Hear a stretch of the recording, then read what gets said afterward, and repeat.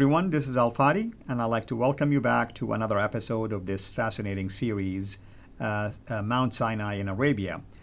Today, our fabulous guest and dear brother Joel Richardson is going to continue with releasing evidence for us in terms of why he believes that the real location of the real Mount Sinai is actually found in the northwestern part of the Arabian Peninsula, known today as Saudi Arabia. And in the past couple of episodes, he really laid out strong evidence, biblically speaking, in terms of, for instance, the location of Midian and what does the Bible say about Moses shepherding in Midian, and how that will not make any sense really for Moses to travel 500 miles if we are talking about him taking the sheep to the traditional location of Mount Sinai versus working around this alternate location. With that in mind, let's see what our dear brother here have in store for us today. So, Joel, welcome back. Good to be back. So, what are we dealing with today? So in the last episode, we discussed that the northwest portion of Saudi Arabia during the time of Moses, that was the land of Midian. That was understood even by secular Roman geographers to be the place, the land, the ancient heartland of Midian. We also discussed that the town today that's known as Al-Bid, not going to pronounce it perfectly, but Al-Bed, that this is, one, it's an oasis. Two, it's on the ancient Arab caravan route. Okay, so as you know, they're bringing up all of the incense and the gold and all of this stuff from southern Arabia on their way up to Syria or over to Egypt or Babylon or whatnot. They would have gone through. So this was the natural place for people to settle. First of all, this would have been the most natural place to sustain human life. So it makes sense that this is where Jethro would have lived. Okay, so when Moses comes over, and we have the biblical account of there's a bunch of shepherds around a well and he chases them off. Well, right there in the town of Al-Bed, right in the center, today you go there, it's this big fenced off area. There's an archaeological site and there's an ancient well. And the locals, they call it the Well of Moses. There you go.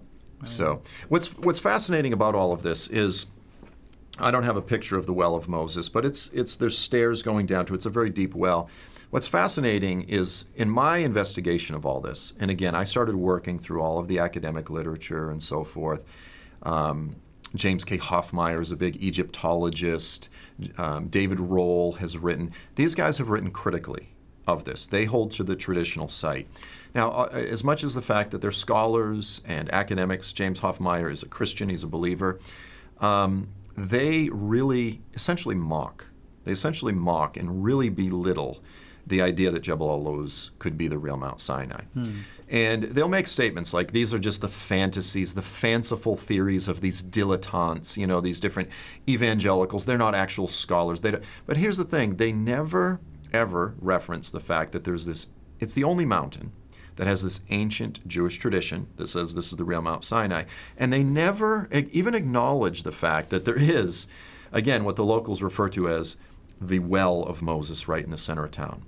Well, even more than just the well, as I mentioned at the end of the last episode, there's also an archaeological park. You buy tickets, you can go in and to look at something called the Caves of Jethro.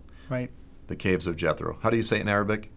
Either you say Kahf Shu'aib or Magharat Shu'aib. Magharat Shu'aib. Yeah. I'm always going to butcher the Arabic, but and there's actual signs. When you go there, it's Magharat Shu'aib.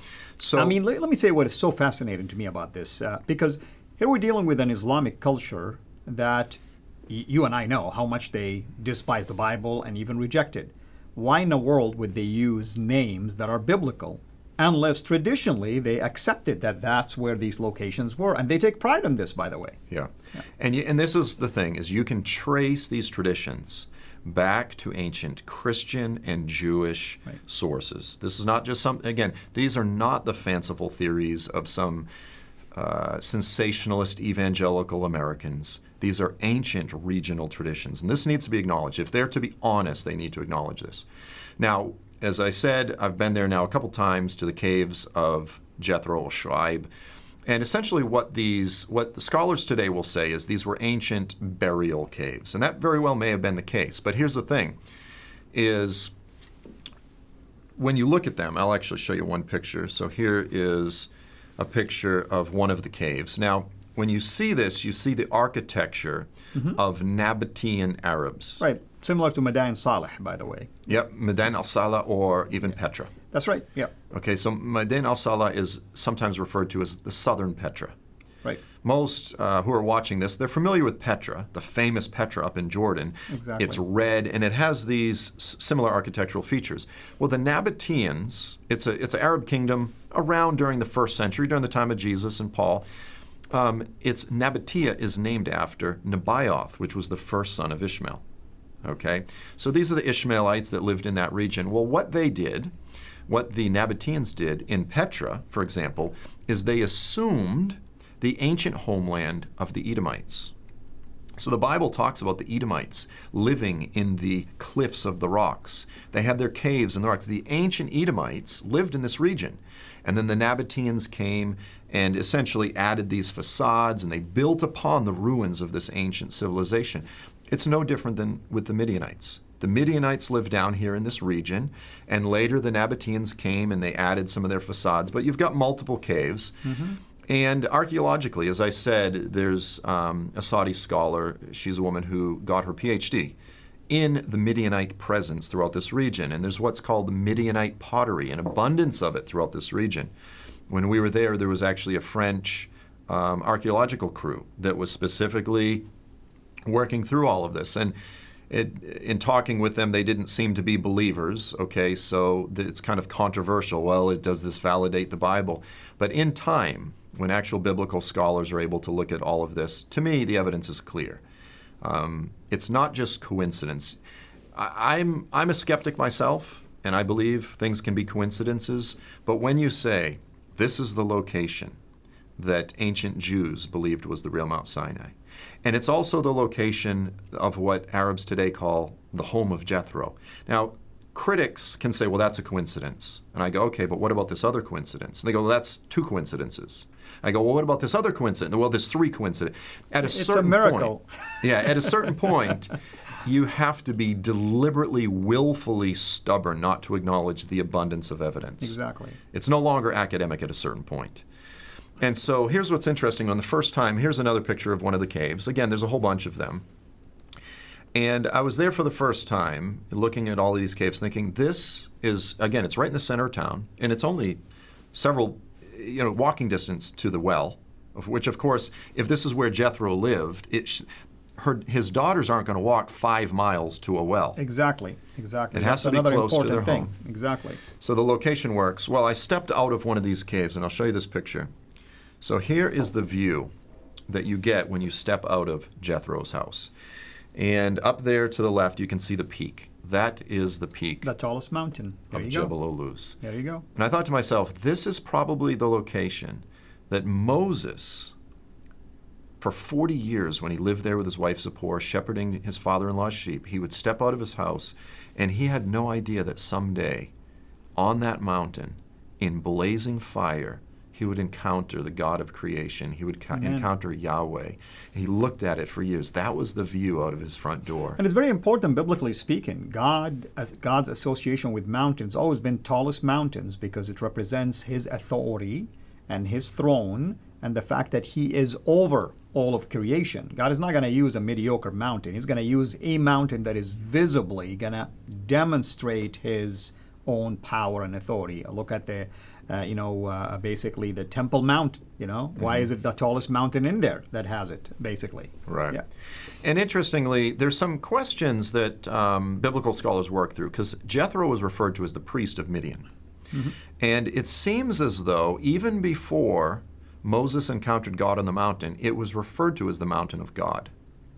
So strangely, it seems as though the Midianites, we don't know exactly what the Midianites believed. Again, the Midianites are the children of some of Abraham's children through Keturah. So they're not in the Abraham, Isaac, and Jacob line. They're sort of, children of Abraham. They probably had some monotheistic belief. Some general revelation of God, and Moses came to bring the special revelation of God, if you want to think of it this way. He came to clarify, he came to make it clear that it's Yahweh alone, the God who revealed his name, that He is the most powerful God, Amen. or the only true God, so to speak. So, Yeah, it's there's an abundance of things, the well, the caves, this, that, the view, the layout of it all. When you get there, you go, if this is not the real mountain, if this is not it, then it's as though God is punking all of us. Like you couldn't create a Hollywood set that would more align with the biblical narrative than what's already there. Absolutely. What should we expect next time? So next time we're going to jump into some of the stuff that has gotten most of the attention. It's really exciting, which is the split rock. We're going to look at the altar that arguably Moses built, that's still there to this day, and some of the other archaeological things that are just sitting out there for the world to discover. Amen. Again, if anyone is interested in the work of our dear brother and the books that he's written, and specifically a book about this topic, you can go to his website, joelstrumpet.com. And yes, the word trumpet. And he's bringing the end time pretty soon here. So if you want that to happen, go there and you'll be able to encounter many of his publications and even upcoming trips to go to the region, by the way, and visit these areas, of course, after the COVID restrictions have been lifted. Again, thank you, brother, and thank you, everyone, for joining us. Until we meet again, have a blessed day. Thank you so much for taking the time to watch this video. We can't make these quality videos without the help of partners like you. So please consider becoming a Patreon supporter today at patreon.com/CIRA International. I want to make sure you always get notified when we release a new video. So please click the bell to be notified, and of course, make sure to subscribe to this channel. If this video was helpful to you, please click the thumbs up. Thank you.